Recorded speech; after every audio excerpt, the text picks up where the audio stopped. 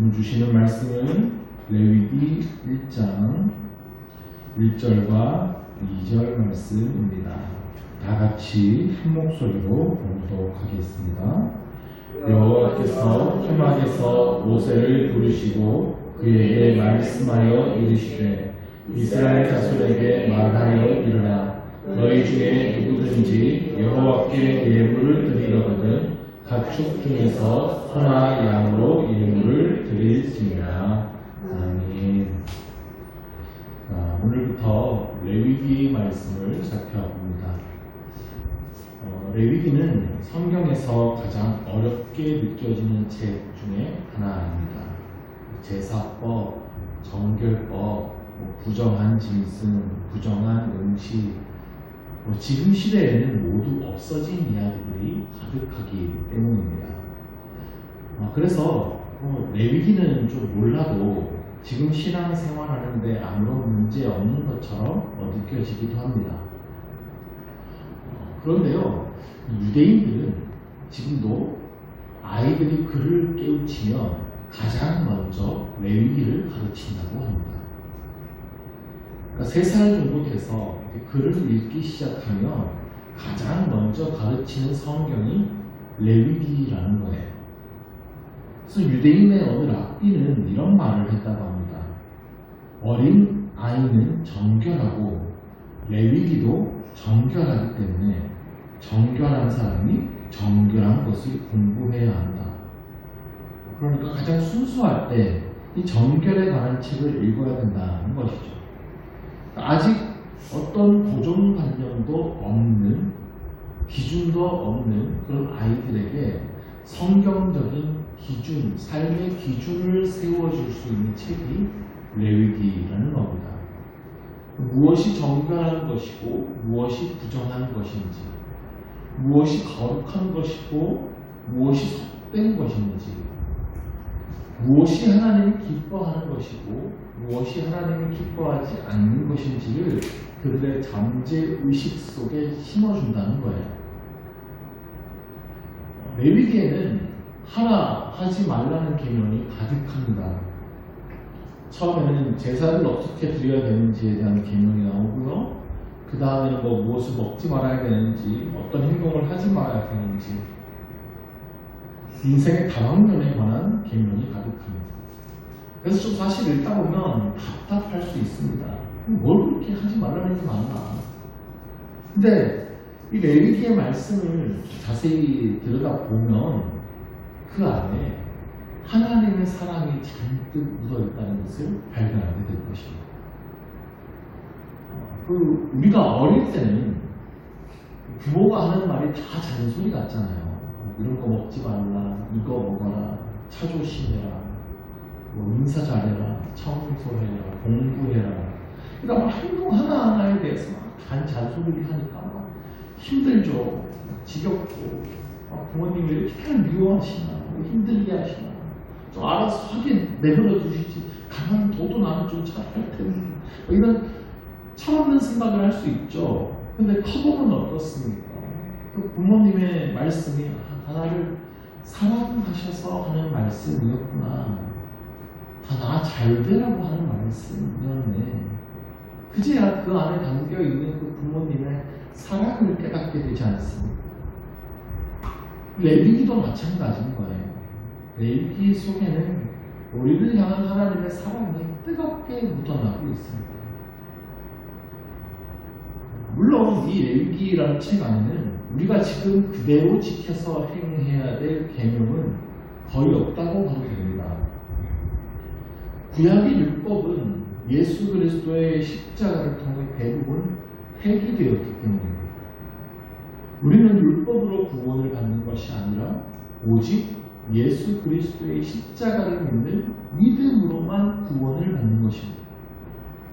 그런데 이 구약의 율법이 그래서 아무런 쓸모없는 것은 아닙니다. 먼저 구약의 율법은 우리가 왜 죄인인지를 알려줍니다. 우리의 죄가 무엇인지를 알려줍니다. 그래서 나에게 십자가가 필요하다는 것을 깨달으려면 내가 죄인임을 알아야 되죠.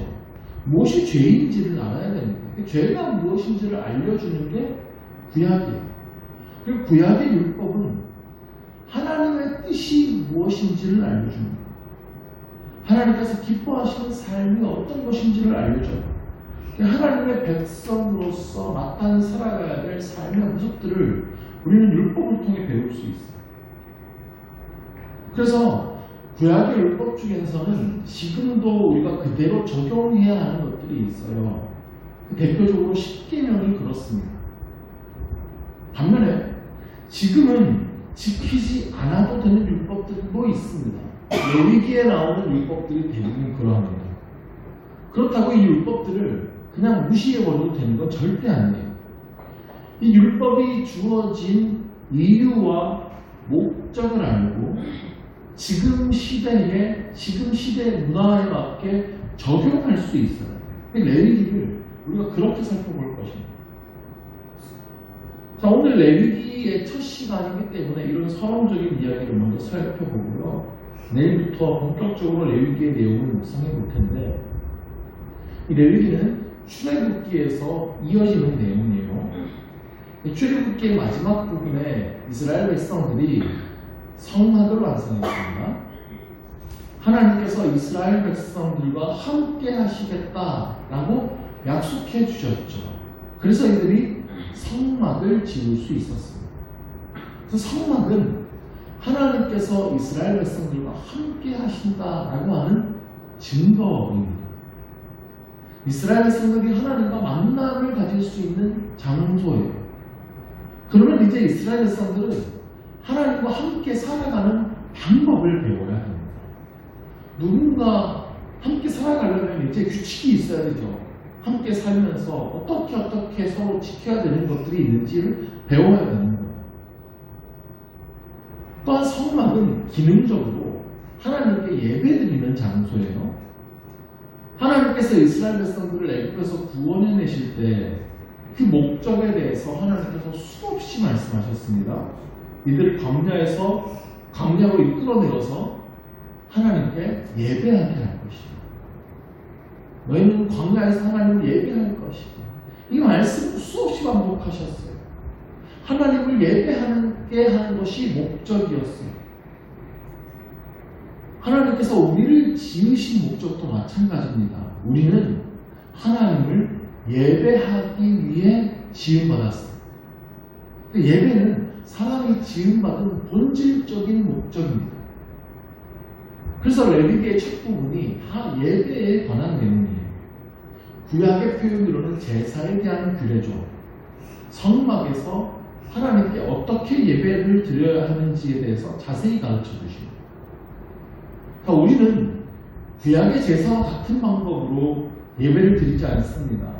그러나 이 제사의 규례를 통하여서 우리가 어떻게 하나님께 예배드려야 하는지, 어떻게 기도해야 하는지, 하나님께 나아가는 방법에 대해서 우리가 알 수 있습니다. 하나님께서는 제사장들을 향하여서 반드시 하나님께서 가르쳐 주신 방식으로 제사를 드릴 것을 강조하셨어요. 우리 또한 이 원리를 우리의 예배 생활에, 우리의 기도 생활에 적용할 수 있어야 합니다. 그래서 레위기가 중요합니다. 다시 출애굽기의 마지막 부분을 기억해 보면 모세가 하나님의 말씀대로 성막의 기구들을 배치했고요. 하나님의 영광이 성막의 구름으로 가득 찼습니다. 성막에 가득한 하나님의 영광 때문에 모세가 성막에 들어갈 수가 없었어요.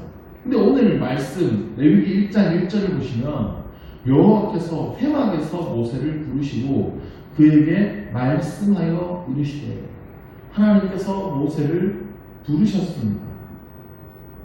그 성막으로 부르셨어요. 그리고 모세에게 말씀하십니다. 자, 이 순서에 주목하십시오. 사람이 하나님께 나아갈 수 있는 것이 아닙니다. 영광의 하나님, 가장 크신 하나님께서 300평도 채 되지 않는 그 성막으로 내려오셨어요. 하나님께서 먼저 찾아오셨고, 그리고 모세를 불러주셨어요. 그리고 모세에게 말씀하십니다. 하나님과 우리와의 관계는 이렇게 시작되는 겁니다. 하나님께서 우리에게 먼저 찾아오신 겁니다. 우리가 장막을 치고 살고 있는 우리 삶의 한복판에 찾아오십니다. 한 곳을 구별하여 주시고 그곳에 친히 찾아오시고 그곳으로 우리를 불러주십니다. 그리고 우리에게 말씀해 주십니다. 그래서 하나님께서 찾아오신 이 사건은 구약의 성육신 사건이 되는 거예요. 하나님께서 우리와 함께 하시려고 친히 이곳에 찾아와 주신 것이죠. 예수님께서는 제자들을 친히 부르시고 그들에게 말씀하셨어요. 성막으로 찾아오신 것과 마찬가지죠.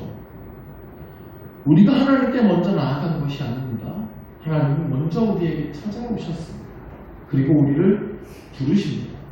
그러면 우리는 그 말씀을 듣고 하나님께 나아가야 합니다. 하나님께서 우리에게 말씀하여 주십니다. 그러면 우리가 들어야 됩니다. 이게 신앙생활입니다. 내가 하나님께 나아갔고 하나님을 찾았다고 착각하지 말아요. 하나님께서 우리를 이곳으로 불러주신 것입니다. 2절을 보시면 누구든지 여호와 앞에 예물을 드리려거든 가축 중에서 소나 양으로 예물을 드릴지니라. 자, 하나님께서 부르셔서 하나님 앞으로 나아가는데요. 예물을 드리려거든 이라고 했습니다. 자, 그러면 하나님께 나아갈 때 꼭 예물이 필요한가요? 그냥 하나님께 기도만 할 수도 있습니다. 여기서 예물이라는 단어는 원어의 뜻으로 가까이 하려고 무엇을 가져오는 것이라는 뜻입니다. 그러니까 가까이 한다라는 뜻이 중요해요. 하나님께 좀 더 가까이 나아가기 위해 드리는 것이 예물이에요. 우리 하나님은 거룩하신 분이십니다. 근데 우리 인간은 다 부정합니다. 죄가 있어요. 거룩하신 하나님은 인간의 그 죄악을 심판하셔야 합니다. 그래서 하나님은 사람에게 가까이 오지 못하셨습니다. 모세가 하나님의 영광을 좀 보여주십시오 라고 했을 때도 하나님께서 바로 이 이유 때문에 내가 너희를 심판할 수 있다.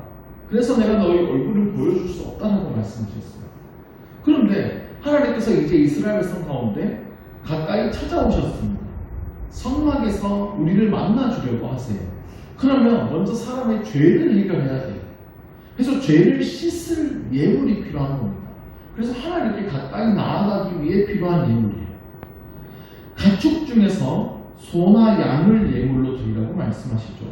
그러니까 이건 야생동물을 잡아서 예물을 드리는 것이 아니라 집에서 키우는 가축이어야 한다라고 못을 박아주셨습니다.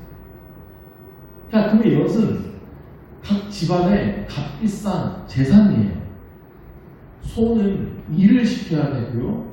양에게서는 털도 없고 젖도 없습니다. 이 소와 양 사려면 굉장히 많은 돈 주고 사야 됩니다. 그러니까 예물을 드리기 위해서는 우리에게 어떤 실제적인 희생이 필요하다는 뜻이에요. 자, 우리 신약 시대로 들어와서는 예수님께서 우리의 완전한 희생 제물이 되셨어요. 그래서 우리는 더 이상 가축을 예물로 드리지 않습니다. 예수님을 통해서 우리의 모든 죄가 해결되었고 예수님의 피값으로 우리의 모든 죄가 씻어졌고 하나님과 화목하게 되었기 때문입니다. 예수님의 희생으로 우리가 하나님께 가까이 나아가게 됐어요. 근데 문제는 이제 우리가 더 이상 어떤 희생을 하지 않으려 한다는 거예요.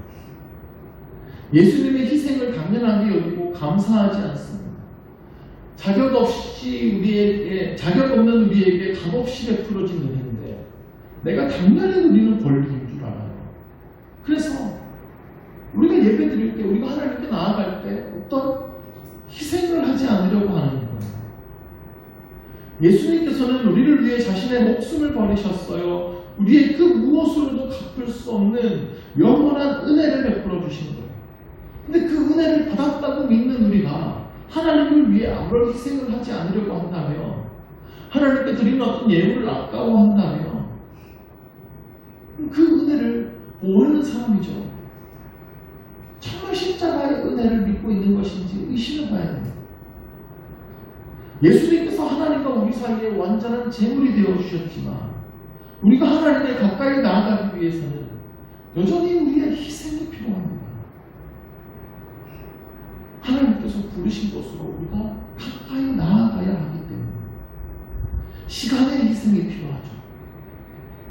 하나님께 나아가려면 나의 다른 일정과 시간을 포기하고 하나님께 나아가야 돼요. 때로 하나님께서 우리를 헌신의 자리로 부르실 때가 있습니다. 그러면 우리가 재능의 헌신을 해야 돼요. 열정의 희생을 해야 되고 때로는 물질의 희생을 해야 될 수도 있습니다.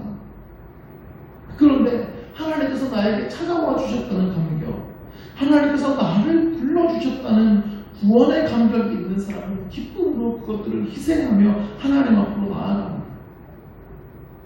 그 감격이 없다면 다른 마음으로 희생하게 되겠죠. 내가 누군가에게 대가를 바라고 들고 가는 선물이 있으면 그건 뇌물이에요. 그런데 내가 누군가와 더 가까워지고 싶어서 이 사람과 더 친해지고 싶어서 가져가는 것은 예물이에요. 하나님께서 우리에게 바라시는 것은 뇌물이 아니라 예물입니다. 자, 우리가 헌금을 드릴 때 잘 우리의 동기를 살펴보십시오. 나는 과연 지금까지 뇌물을 바치고 있었나? 예물을 바치고 있었나? 하나님께 가까이 나아가기 위해서 드리는 게 예물이에요. 뭔가를 받으려고 드리는 게 뇌물이고요. 그러므로 예물을 드리라고 하는 이 하나님의 말씀에는 우리와 더욱 가까이 하고 싶어 하시는 하나님의 마음이 들어있는 것입니다. 우리에게도 오직 하나님과 가까워지고 싶어하는 소원이 일어날 수 있기를 간절히 원합니다.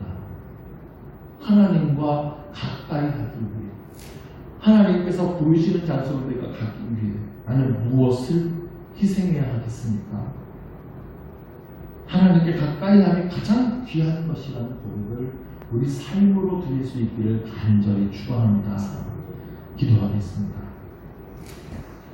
하나님 아버지, 우리와 가까이 하시기 위해서 예수 그리스도의 피로 하나님의 생명을 희생하여 주시고 우리와의 관계를 열어주신 하나님 아버지께 감사를 드립니다.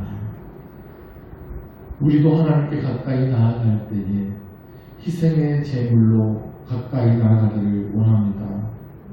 예수 그리스도의 피로 우리가 하나님과의 관계가 열려졌으니 하나님께 나아가기 위해 희생하는 것을 아까워하지 않게 하여 주옵소서. 시간의 희생을 하게 하시고 열정의 희생을 하게 하여 주시고 더욱 주님께 가까이 하기 위해서 힘써 나가는 우리 되게 하여 주시옵소서. 주님께 가까이 나아가 주의 말씀 듣기를 기뻐하게 하여 주시고 주 말씀 따라 날마다 순종하며 주님과 동행하며 살아가는 우리가 되게 하여 주시옵소서. 예수 그리스도의 이름으로 기도드립니다. 아멘.